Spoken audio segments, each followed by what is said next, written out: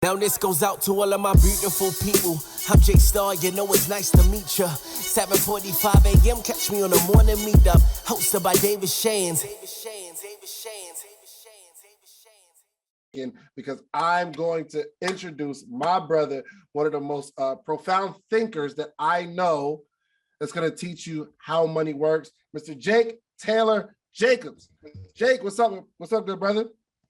Hey, listen, brother, what's going on? Listen, I was about to text you, like, dang, you always want to just spell my name wrong. What did I do to you? I just caught it too. I was like, dang, you did it again.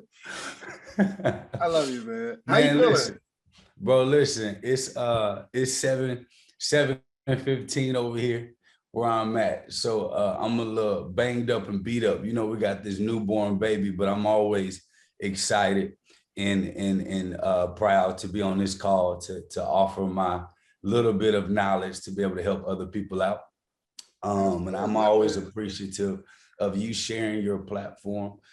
Dave, I don't think that you give yourself enough credit for the amount of impact that you've brought to our community. And I love how you don't be capping out. I like to wear my Cap Police shirts. And I love how you don't be on here capping, acting like you aren't who you are. Matter of fact, you'll downplay yourself before you gas yourself up. So I love you for that, brother, more you can imagine. Man, I appreciate you. Look, I'm gonna get out your way, man, because there's so much that you have to teach our audience, and I really appreciate you coming on. So let me go on mute. The floor is yours, my brother. Okay, for some of you all that don't know me, I just want to give you a quick history of who I am, what I do, and then so we can kind of get on the same page. Is that cool? If that's cool, person number 2. I used to be a teacher, and I preach at the church here and there, so I like to call to actions. Touch your neighbor and say amen. That's what I like to do. I like to do stuff like that. Okay. All right. So my name is Dr. Tayler Jacobs. I received my honorary doctorate from Harvard Christian University. And I received it because of my textbook and my curriculums, my books, and the proof of application of my research actually coming through and proving to be exactly what I said. The provost of the university has been watching me for 4 years talk about what I was going to do and actually bring it into application. And so it's pretty cool to be recognized by peers for mastering a craft or mastering something. I've been teaching financial literacy since 2012. My first moment of experiencing that I could get paid from financial education is when I got funded by Capital One. Okay, so this is when I was like, all right, oh wait, I can get paid to teach people education. Oh, this is lit. But the moment I began to start researching the banking industry, I told Capital One that I would start teaching families how to build their own banking system. Is the moment that Capital One stopped funding me. Go figure, right? They said, Jake, we can't fund this unless you're teaching families how to borrow money from the bank and work on their credit. We cannot fund your organization if you start teaching people how not to need us. So I'm excited about that. And so it wasn't exciting, but it was exciting because now it put a little fire in my butt to prove them wrong. You like when your back's against the rope. And so from there, we built a financial firm. In this financial firm, we got voted top 10 most impactful, influential financial firms. Since then, we've been nominated 5,000 fastest growing companies. We've grown to 53 full-time staff members. We do about $2 to $3 million net a month. And we built it all organic without ever borrowing money from a bank. We've never taken an outside investor. And 19 of our full-time staff make 6 figures a year on salary. And so I say all this to say,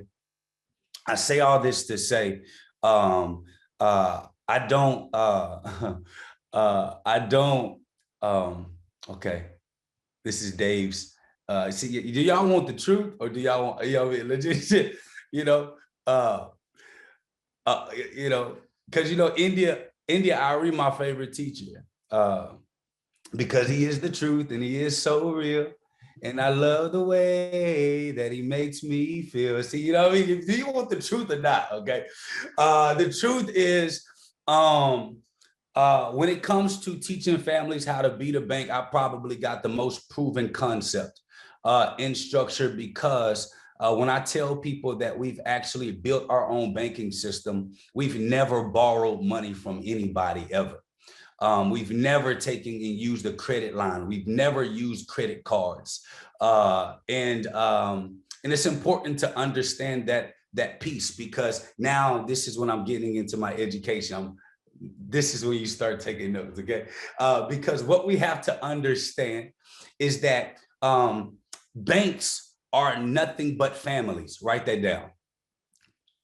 Write that down. Write that down. Jennifer J, I'm paying attention to you now. Yeah. Banks are nothing but families. Banks are nothing but families, okay?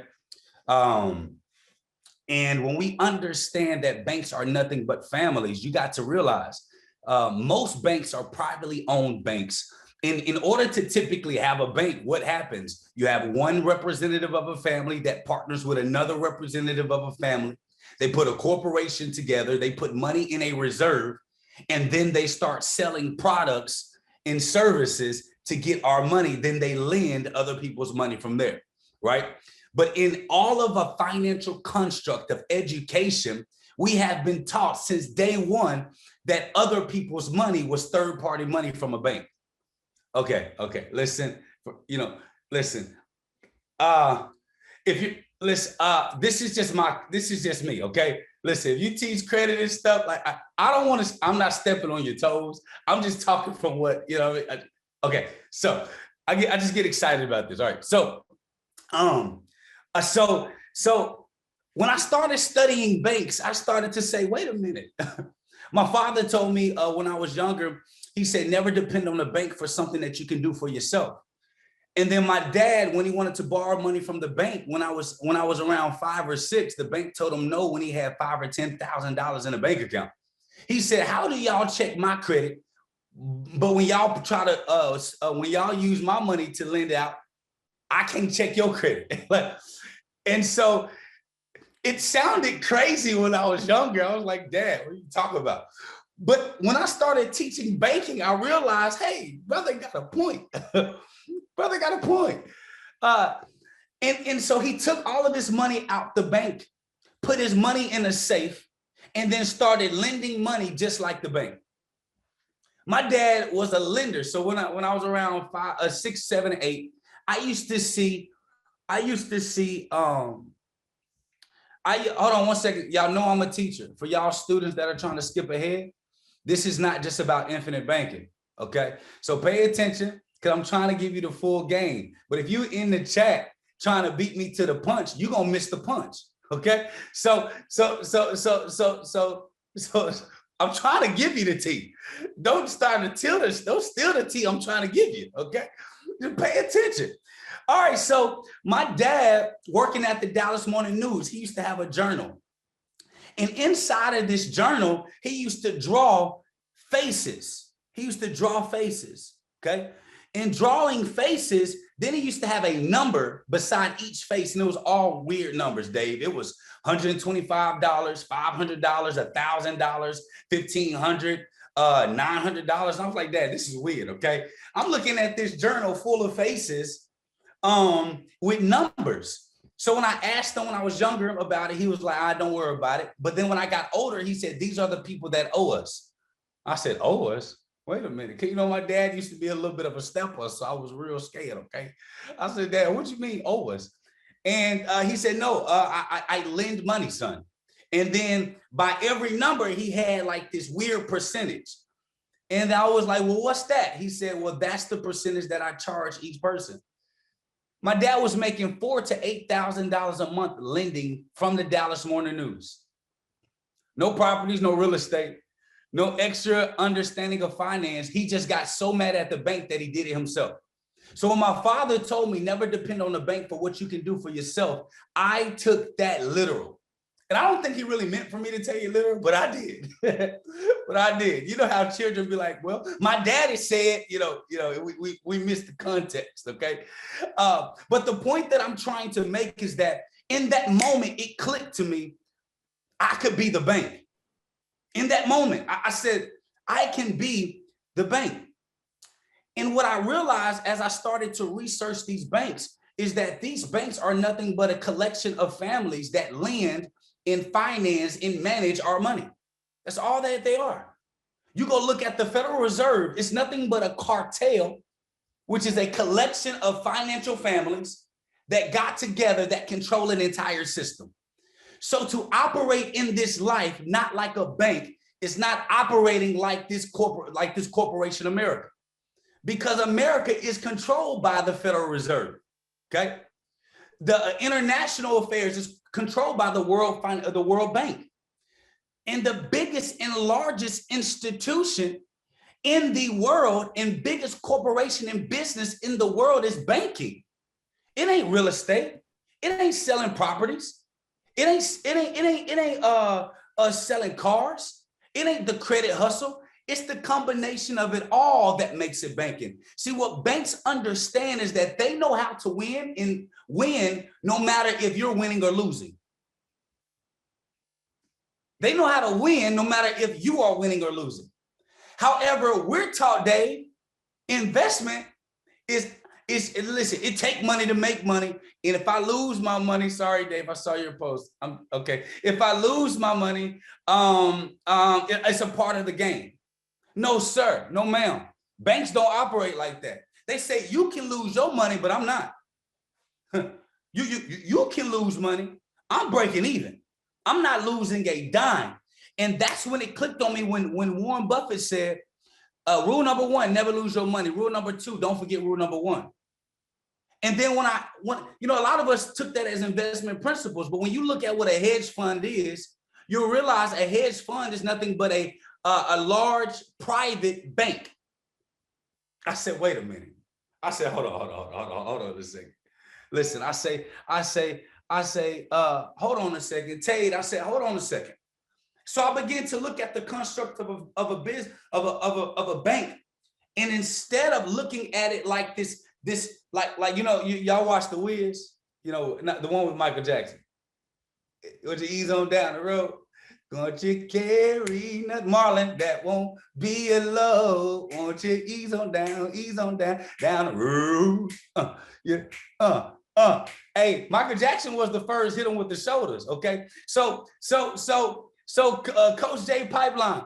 So what happened was everybody was so excited about the all-knowing, all-powerful Wiz, only to find out that the Wiz was no better than him. Dave, listen, Dave, I'm easing us down the road, okay? So we follow this yellow brick road. Let me get my credit.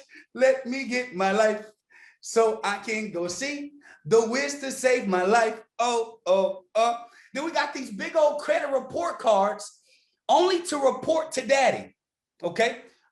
That's why they credit the MasterCard. Why? Because that's Master's card, okay? And every time I swipe and I pay it off, old Master happy. Old Master.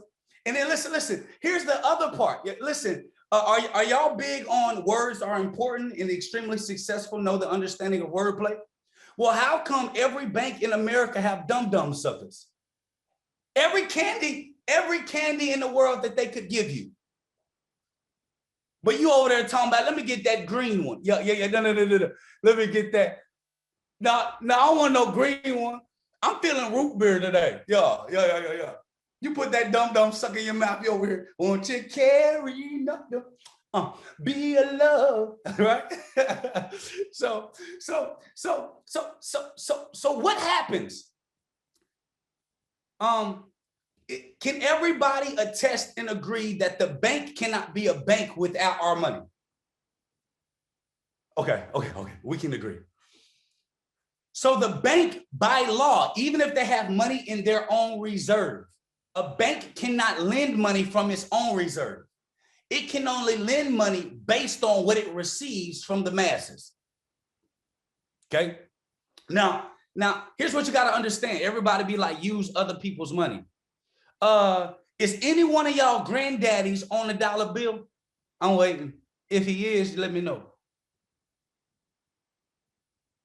Hello? Is anybody's granddaddy on the dollar bill? No? Any of our grandparents own a piece of America? No? It's already other people's money. It's already OPM. The moment that you receive another person's money, which is energy flow, it's already other people's money. The problem is that when we receive that money from your career, your job, or your business, you think it's an asset, while the bank takes that money and thinks of it as a liability. See, we already playing different games. See, the bank cannot grow without getting our money. Well, how do they? So now my next question, Dave, was, well, damn, how do they get our money? The bank is nothing but a third-party financial management company that offers you security, convenience, access, and then they take the rest. Yeah, that's all they are. That's you saying, Mr. Bank, oh, Mr. Sun, the sun, and Mr. Golden Sun. They'll be like, please shine down on me. So when it comes to the bank, what we have to understand is that the bank cannot survive if it doesn't sell products. Here's a note, write that down. I must sell products too. A bank is a family that create a corporation that sells products. A bank is a family that created a corporation that sells products. Now, hold on, Jake. What you mean? Well, my family, we ain't on the same page. You're missing it. You're missing it.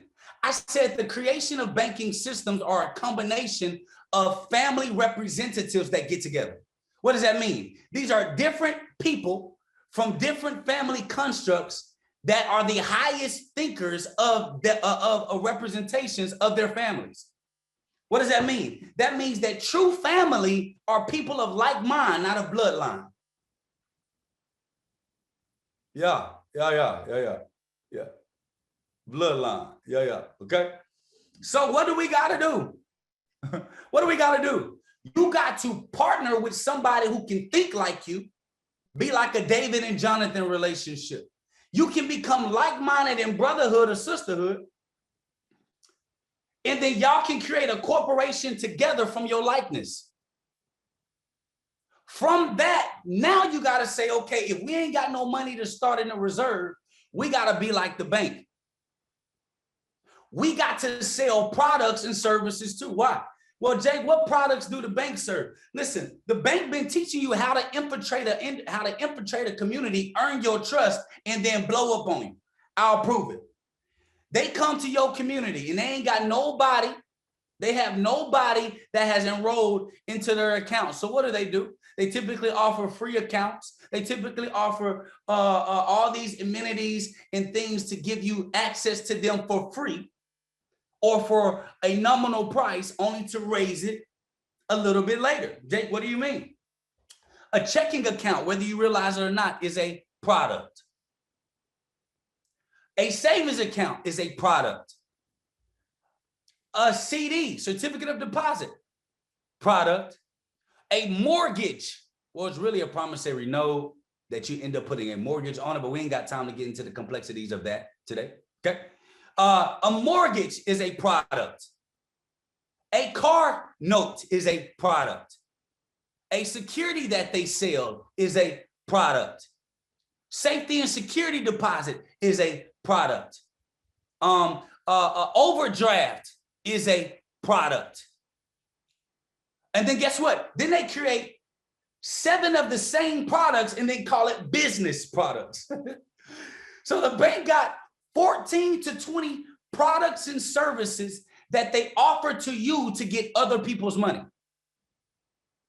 And then when you don't understand the construct of banking, you don't realize that these banks are the number one financiers of the education system. And if anybody finances you, you also got to play to the tune of what they want you to teach or do so that you can continue to get the financing. Oh, we talking today. Okay. Oh, we talking today. So why would they teach you to do how they do? Because you would not need them if you knew how to do what they do. It's crazy, right? It's crazy. So what do? They infiltrate the education system. It's actually the best, most brilliant marketing strategy in the world. See, they understand influencer marketing more than we do.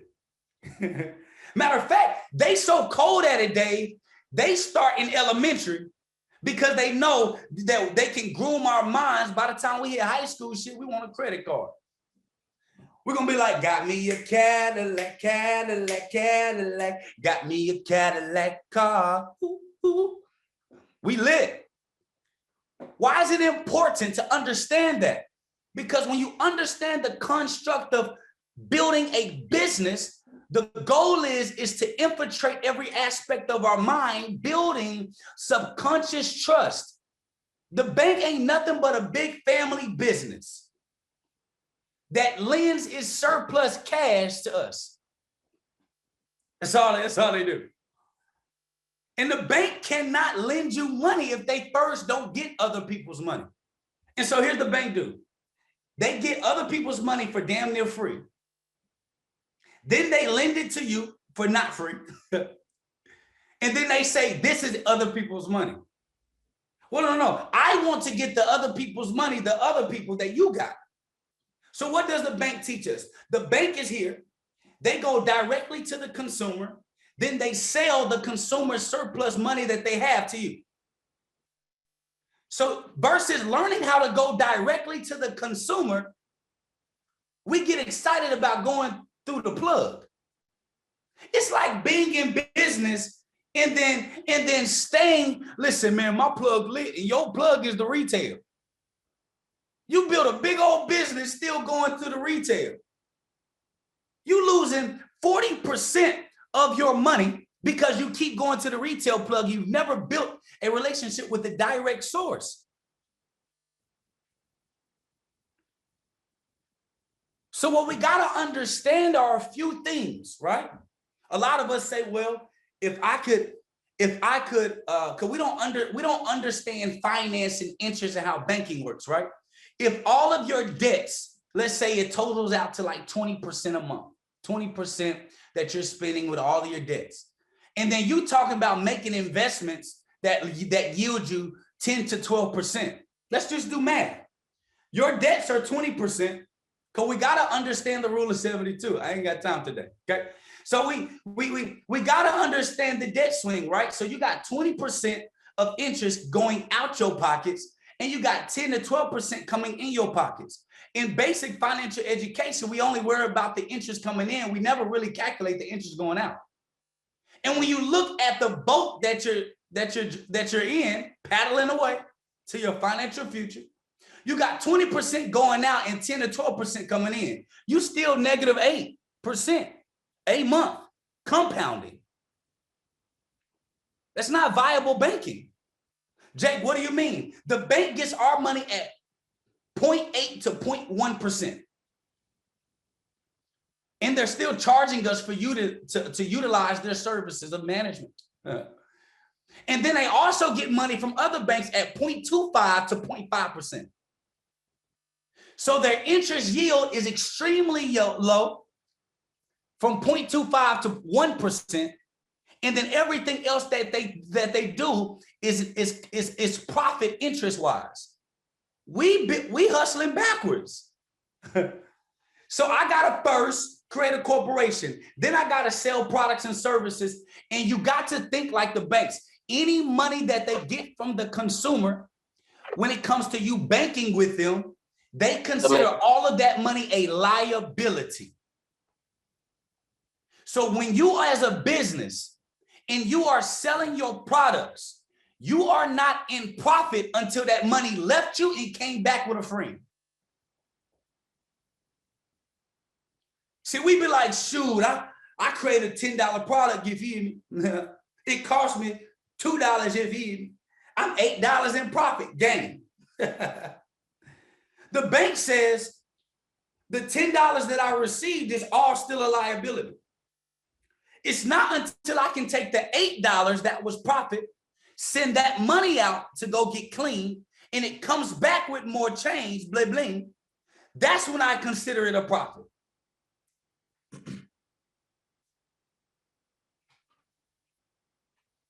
See, we have to understand how the banks roll and how they play. And all of us can go look at, y'all ready? Y'all ready? This is how cold the bank is. Listen, this is how cold the bank is. The banks say you need to make sure that you're with a insured bank where they say up to 200, and Dave, tell me my time, up to 250,000. Everybody heard that? Up to 250,000, you're insured and protected. Well, what most of us fail to realize is that FDIC is funded by taxpayers. So this very protection that you say that you have is the protection you pay to give. Oh, the bank's so damn cold. Not only do you keep the bank up, you also pay for their insurance. But y'all want to keep borrowing, and always dependent on the bank. Listen, I don't care how you start, but if you stay your entire life depending on the bank, you are not independent. You are a highly paid slave fool. You know what a slave fool is? Y'all ever seen Django? Look at that dang nigger on that nair. He say, master, what look at? What is he doing on that nair? That's what you are. Boy, you a slave fool. Master put you in that good old house. He put you on that good old horse. He give you a little lane. Oh, you'll forget all about freedom. Because master's so good to you. Oh, master. How much I love and depend on you, master. So you may say, Jay, this process of becoming a bank may take me a long time. And I tell you, long time is relative. See, in the word of God, it says to never despise small beginnings.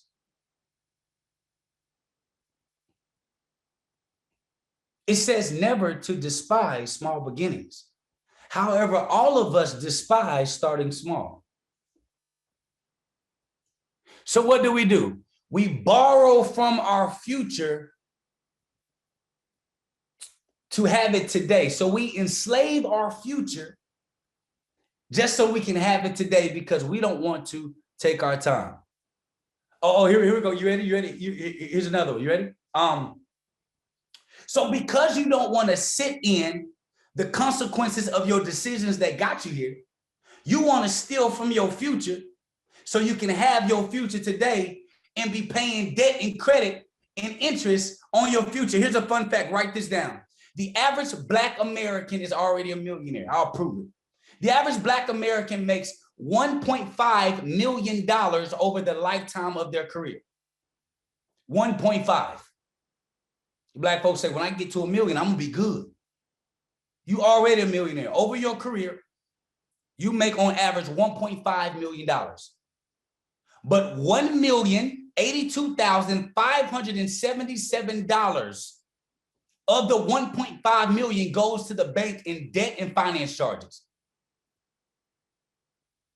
Let's do the math. I ain't got that much time, so listen. Y'all just need to go on and tell Dave, can he be my friend and give me my own session on social proof? Okay? Because we ain't got time. I need to be one of them people that keep coming back because of that. Yeah, okay. All right, so okay, Dave, I'll be good. So the average Black American makes $1.5 million. Okay. We spend $86,577 $577 goes to the bank. That means that you get left with $413,000. This doesn't even include taxes. So you'd have been hustled out your spot twice. Taxes in the banks, yet you consider them your friend. See, a lot of y'all was like, yeah, he finna talk about that insurance. I can't even talk to y'all about, see, y'all listen. Insurance and banking through insurance is literally just having a savings account that you bank through. Boy, they be sitting on that day. They say, boy, that boy Jake on that. Listen, that's why they can't ever duplicate. They can take my courses and they get out here on social media and act like they've been teaching it. Yeah, I know them. I seen some of them, okay?